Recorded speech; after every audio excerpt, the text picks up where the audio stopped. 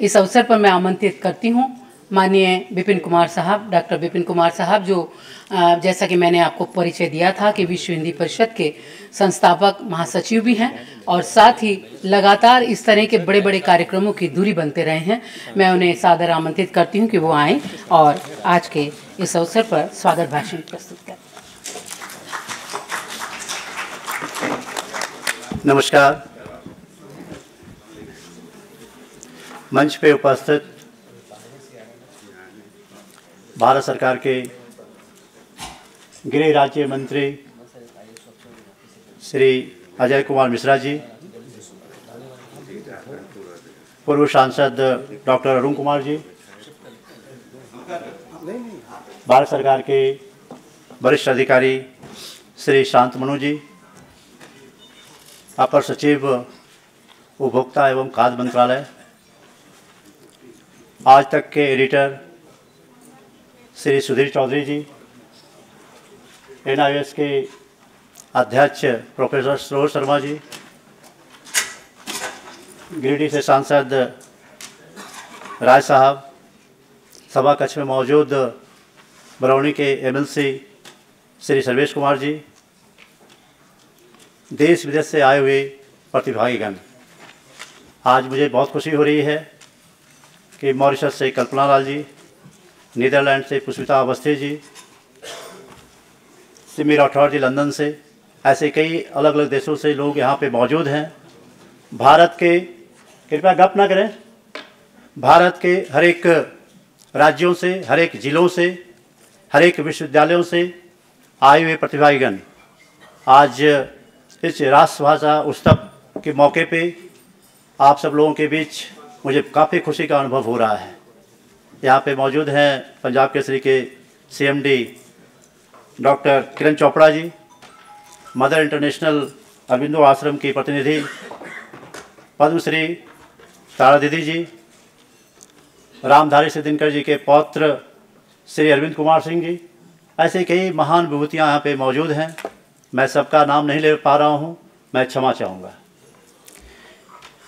आज एक ऐसे व्यक्तित्व का जयंती के अवसर पे हम लोग मौजूद हुए हैं जिनको लोग ओज और शौर्य का कवि के रूप में मानते हैं, कोई आग और राग के कवि के रूप में मानते हैं।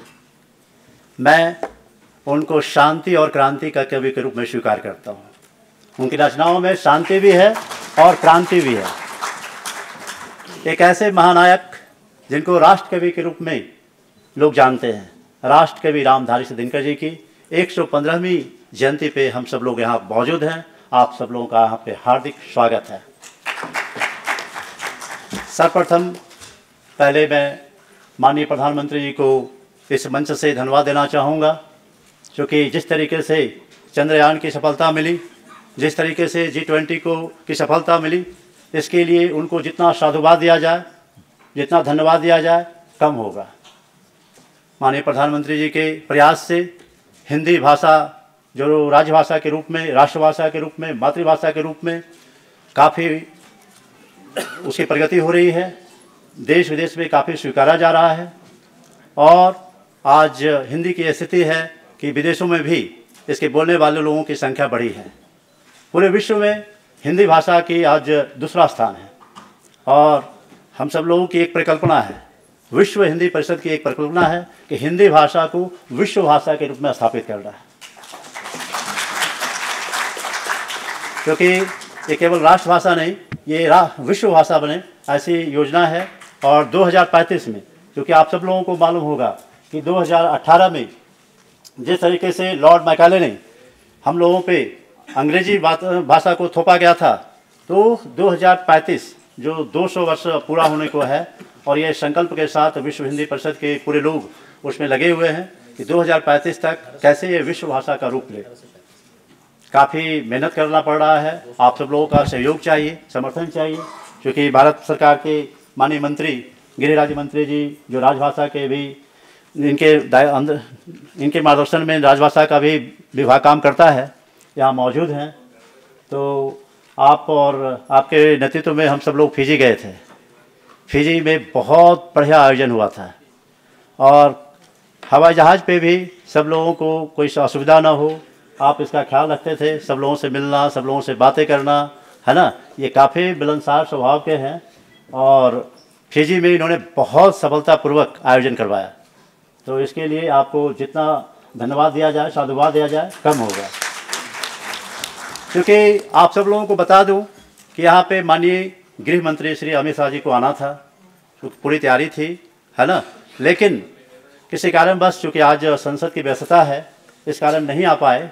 और माननीय गृह मंत्री जी का जब से उन्होंने पदभार संभाला है गृह मंत्रालय का, तब से उन्होंने एक राजभाषा उत्सव के रूप में, है ना, हर एक वर्ष, जैसे पिछले बार सूरत में हुआ था, इस बार पुणे में हुआ, 10,000 की संख्या में लोग वहाँ जाते हैं और काफ़ी गहन चर्चा होती है कैसे हिंदी भाषा को ताकत दिया जा सके।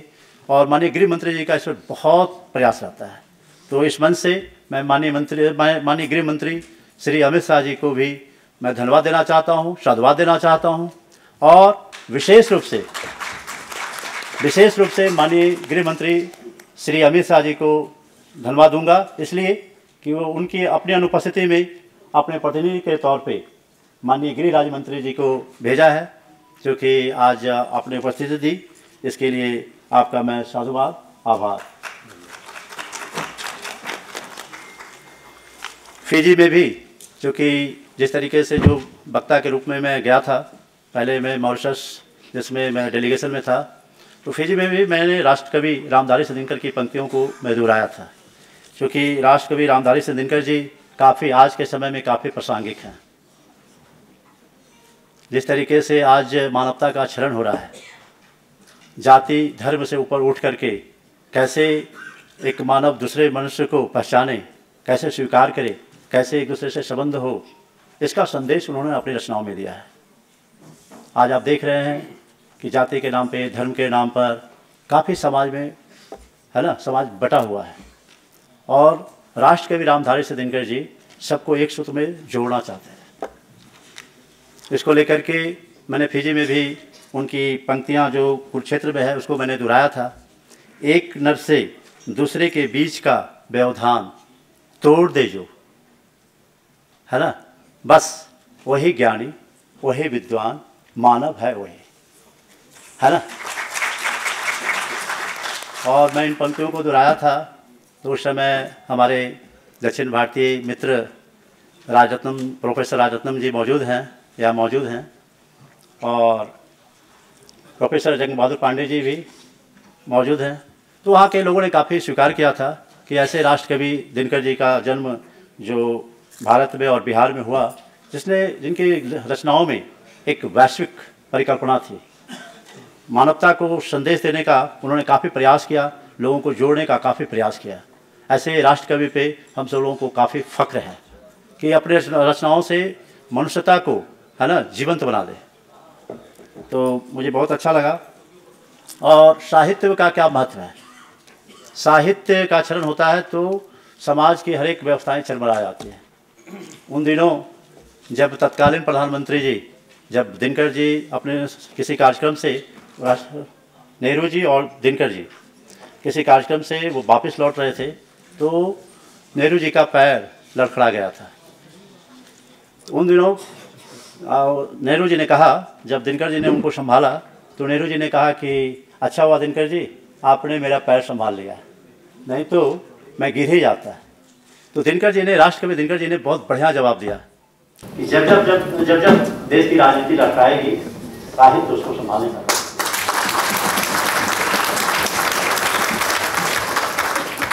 आज बहुत सुखद संयोग है क्योंकि विश्व हिंदी परिषद श्री अरविंद के 150वीं जयंती को डेडिकेट किया है, इस पर कार्यक्रम को समर्पित किया है। ऐसे जितने भी कार्यक्रम हुए श्री अरविंद जी की 150वीं जयंती पे समर्पित। और जब मैं पद्मश्री तारादेवी से मिलने गया तो उन्होंने कहा कि श्री अरविंद, ये राष्ट्रकवि रामधारी सिंह दिनकर जी इस आश्रम में आते थे। और उसके बाद उनके पौत्र अरविंद जी से बातचीत हुई तो अरविंद जी ने कहा कि मेरा नाम ही श्री अरविंद के नाम पे पड़ा है। उन दिनों बाबा पांडिचेरी गए थे और पांडिचेरी में रहते थे और मेरा जन्म हुआ था। तो एक सुखद संयोग है कि विश्व हिंदी परिषद एक साथ दो देश के महानायकों का आज ये कार्यक्रम को समर्पित किया है। तो जब भी विघ्न आती है, बाधा आती है, तो उसको दूर करने के लिए जो दिनकर जी की रचनाओं से जो ताकत मिलता है ना, तो आज के युवाओं को मैं ये बताना चाहूँगा रश्मिरथी की पंक्तियों को कि वसुधा का नेता कौन हुआ, भूखंड विजेता कौन हुआ, अतुलित यश क्रेता कौन हुआ, नवधर्म प्रेरणेता कौन हुआ, जिसने न कभी आराम किया विघ्नों में, जिसने न कभी आराम किया विघ्नों में रहकर काम किया। आज के युवाओं को मैं यह संदेश देना चाहूँगा कि विघ्न में भी कैसे आप सफलता को प्राप्त कर सकते हैं।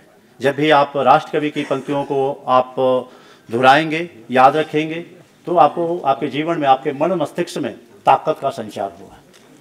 तो बहुत ही खुशी की बात है कि यहाँ पे हमारे बीच सुधीर चौधरी जी मौजूद हैं, आज तक के एडिटर, क्योंकि इस अवसर पे राष्ट्रभाषा को संवर्धन के लिए, राष्ट्रभाषा को, हिंदी को ताकत देने के लिए हम सब हर एक वर्ष कुछ लोगों को सम्मानित करते हैं। तो इस वर्ष भी कुछ साहित्यकारों को, पत्रकारों को सम्मानित किया जाना है, और इसी कड़ी में मैंने सुधीर चौधरी जी को आमंत्रित किया है, इनसे निवेदन किया, अनुरोध किया कि आप आएँ इस कार्यक्रम में। तो आप यहाँ मौजूद हैं।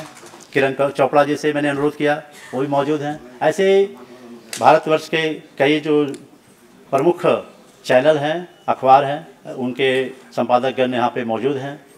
आप सब लोगों का बहुत बहुत साधुवाद, आभार। प्रोफेसर सौरभ शर्मा जी फिल्म से आई हैं, और जब भी हम लोग कोई कार्यक्रम करते हैं, हिंदी के प्रति काफ़ी लगाव है, और अपने यहाँ भी कार्यक्रम करके इन्होंने मुझे आमंत्रित किया था। तो हिंदी भाषा को कैसे ताकत मिले, ऐसा आपका समर्पित प्रयास रहता है। आपको भी बहुत बहुत साधुवाद, आभार। जय हिंद, जय भारत। जो ऑर्डर में कर दीजिए।